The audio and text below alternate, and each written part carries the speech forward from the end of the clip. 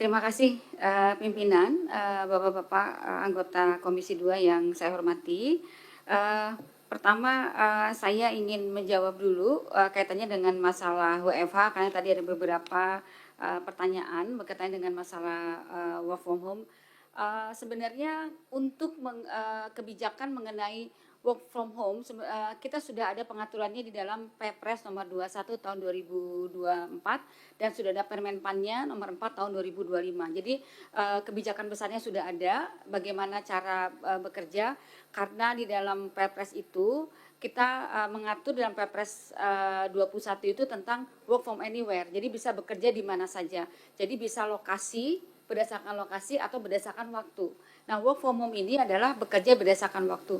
Bagaimana caranya itu sudah diatur di dalam Permenpan nomor 4 tahun 2025. Jadi mekanisme yang sudah dilakukan untuk WFH ini sudah ada pengaturannya. Sementara untuk yang kebijakan besar, mohon izin Bapak nanti akan disampaikan langsung oleh Pak Menko Perekonomian nanti sore. Jadi kami tidak bisa hari ini belum bisa menjelaskan karena memang kebijakannya sedang dalam proses. Jadi kami memang belum bisa menyampaikan 2 hari atau 3 hari Bapak. Jadi mohon izin belum bisa menyampaikan, tetapi tentunya kita sudah punya Permenpan nomor 6 tentang bagaimana kinerja itu bisa dilakukan. Demikian juga BKN pun sudah membangun kinerja dan meskipun sudah baru mencapai 16% begitu ya yang disampaikan oleh Pak Judan tadi, tapi masing-masing instansi itu sudah secara intensif memanfaatkan digital. Jadi sekarang intinya bahwa penerapan flexible working arrangement ini kita sedang melakukan perubahan paradigma dari presensi kehadiran fisik menjadi output oriented begitu ya. Jadi sudah kita lakukan beberapa perubahan. Jadi artinya kita memang ingin melakukan perbaikan, bukan masalah pengurangan jam kerja, tetapi bagaimana kita memperbaiki untuk mendorong pemerintahan digital, perbaikan tata kelola pemerintahan, di samping tetap kita memastikan memastikan bahwa layanan publik yang esensial itu tetap dilaksanakan. Jadi pendekatannya adalah untuk layanan publik yang esensial itu tidak boleh dilakukan WFH, dia harus langsung memberikan layanan. Tetapi yang memang hybrid itu bisa kita lakukan flexible working arrangement seperti itu. Dan instansi pemerintah itu juga diperbolehkan untuk mengatur bagaimana mereka pengaturannya. Tetapi yang paling penting itu adalah bagaimana kita ingin mendorong literasi digital kepada birokrasi juga, pemerintahan digital, karena kita melakukan perbaikan digitalisasi. Selanjutnya kaitannya dengan P3K, dengan kasus-kasus P3K, dengan penghentian kontrak ya Bapak dan Ibu sekalian. Pada intinya sebetulnya P3K itu kan kalau dia belum selesai kontraknya kan tidak boleh dihentikan Pak, tidak boleh dipecat. Kalau memang dia sudah selesai kontraknya memang, karena memang undang-undang mengatakan P3K memang bekerjanya sesuai dalam batas waktu tertentu dan bisa diperpanjang sesuai dengan kebutuhan seperti itu. Lalu bagaimana dengan kaitan dengan HKPD? Di dalam Undang-Undang HKPD pasal 146 ayat 3 diatur fleksibilitasnya Pak. Jadi boleh dilakukan perubahan melalui peraturan Menteri Keuangan setelah berkoordinasi dengan Menteri Keuangan dan Kementerian Dalam Negeri. Jadi tentunya saya dengan Menteri Dalam Negeri akan mendorong Menteri Keuangan Pak untuk bisa dilakukan perubahan. Apakah nanti saya tidak tahu apakah nanti undang-undang HKPD-nya jangka waktunya diperpanjang atau apakah ada intervensi-intervensi lain, dan tentunya nanti untuk ini kita akan mendorong atau membantu atau mensupport Kementerian Keuangan. Kami sudah melakukan koordinasi cukup intens dengan Menteri Dalam Negeri mengenai hal ini. Begitu kita sudah selesai, kita Oktober kemarin kita sudah menyelesaikan itu, kita sudah aware, kami berdua, saya dengan Pak Menteri Dalam Negeri sudah aware mengenai hal tersebut. Jadi dalam waktu dekat insya Allah kita akan melakukan pembahasan yang intensif Bapak. Seharusnya hari ini saya rapat dengan beliau, tapi kan karena kita ada rapat ini, jadi jadi memang kami sudah Untuk HKPD Bapak, untuk penyelesaikan HKPD begitu. Bagaimana diskusinya ke depan, karena memang dijamin di dalam pasal 146 ayat 3 di undang-undang tersebut untuk bisa dilakukan Pimpinan. penyesuaian. Kalau boleh ada bocoran arah dari kebijakan Bu Menteri dan Pak Menteri Dalam Negeri apa Bu? Belum Bapak, nanti kita belum saya belum harus kita sesuaikan. Artinya begini Bapak, ketika kita kita membuka P3K itu intinya adalah kita tidak boleh menghentikan layanan publik Bapak.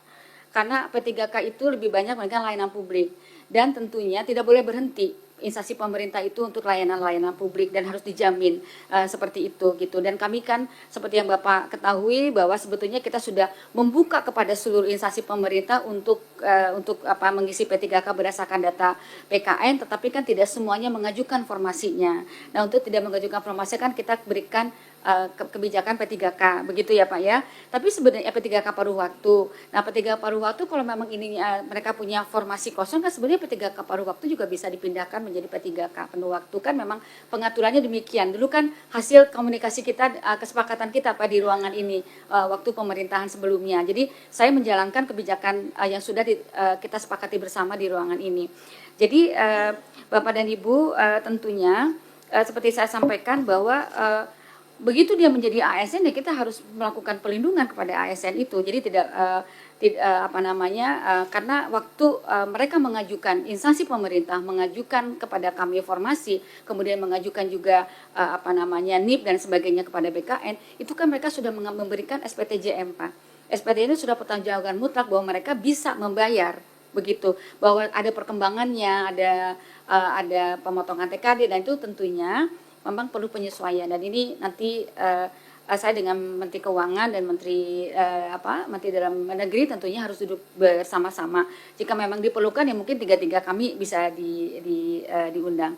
Kemudian Pak Ahmad Irawan, tentu ini untuk pensiun kita namanya bukan lagi jaminan pensiun Pak, untuk penghargaan kepada ASN itu sudah kita persiapkan, tapi menunggu RPP yang memang belum ditandatangani oleh Bapak Presiden, RPP manajemen ASN. Jadi konsep-konsep itu kita sudah bicarakan dengan Menteri Keuangan Pak. Itu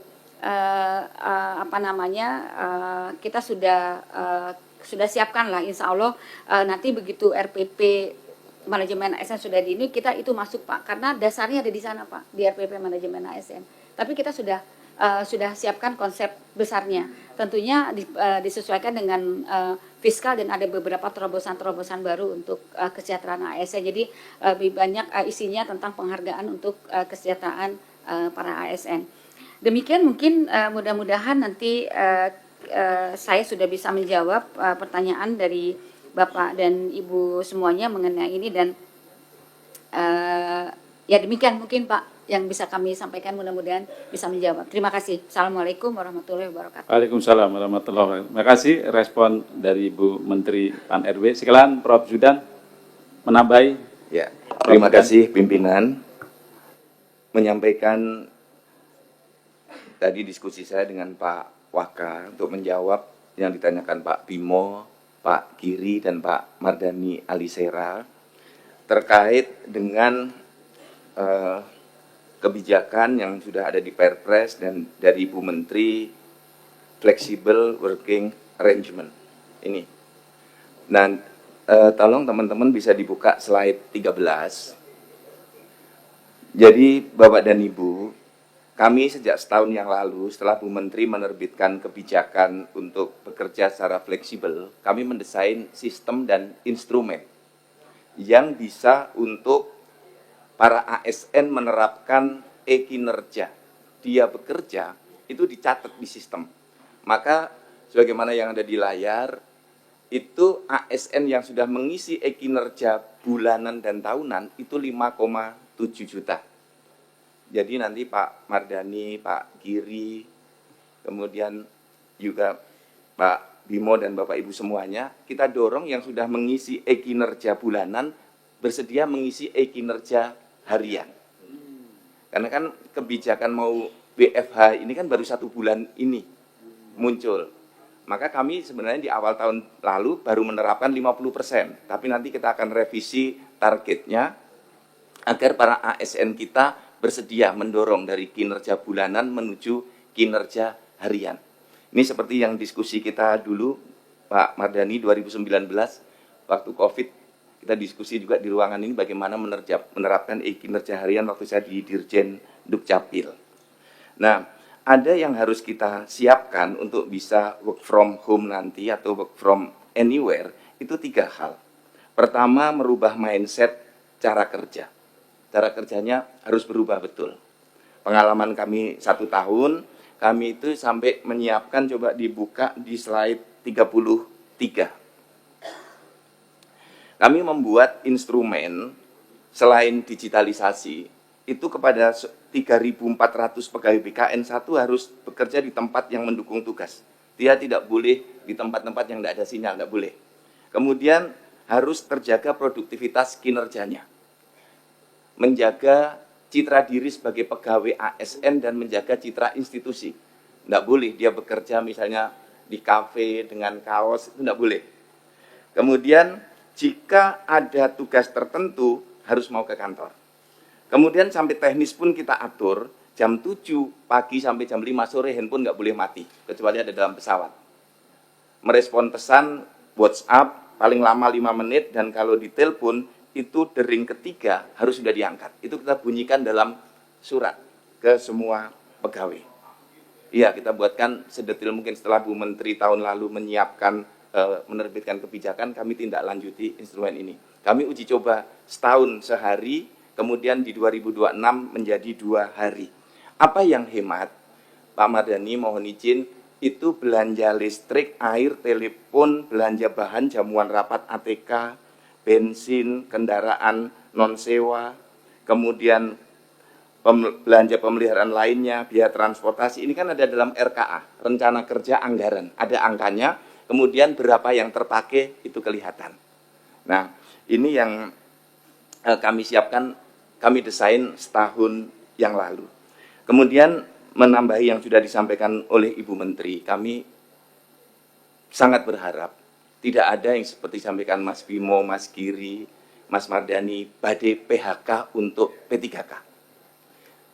Kalau kita melihat dari sisi dulu kita rekrutmen dan kemudian mendesain sistemnya, cara berhentinya P3K itu kan 1, kontraknya habis. Yang kedua, mengundurkan diri. Ketiga, meninggal dunia. Keempat, terkena hukuman disiplin. Kelima, melakukan tindak pidana yang berimplikasi pemberhentian. Keenam, menjadi anggota parpol. Tidak ada dalam sistem norma, nggak ada duit, mereka dipecat. Itu nggak ada. Ini yang penting juga untuk kita membangun. Nah, habis kontrak, wajar diberhentikan. Karena memang ada berkontrak 5 tahun, 3 tahun. Tapi kita perlu bersama-sama mohon dukungan dari Komisi 2 untuk Bu Menteri, Pak Mendagri, agar Menteri Keuangan melakukan relaksasi keberlakuan Undang-Undang HKPD. Seperti yang Mas Bimo, Mas Mardhani tadi sampaikan, bisa 5 tahun. Karena kita paham betul, pengalaman saya 3 kali menjadi penjabat gubernur, P3K itu menjadi penyangga sektor ketenagakerjaan. Kalau 3,2 juta ini sampai di PHK, waduh ini bahaya. Akan terjadi kemiskinan ekstrim, langsung naik. Karena penghasilannya 0. Bisa terjadi kemiskinan yang lain meningkat. Kemudian angka putus sekolah, stunting, bisa jadi kriminalitas juga akan meningkat. Jadi mohon dukungan agar P3K ini tidak ada pemberhentian kecuali memenuhi syarat untuk diberhentikan. Demikian pimpinan, terima kasih. Assalamualaikum warahmatullahi wabarakatuh.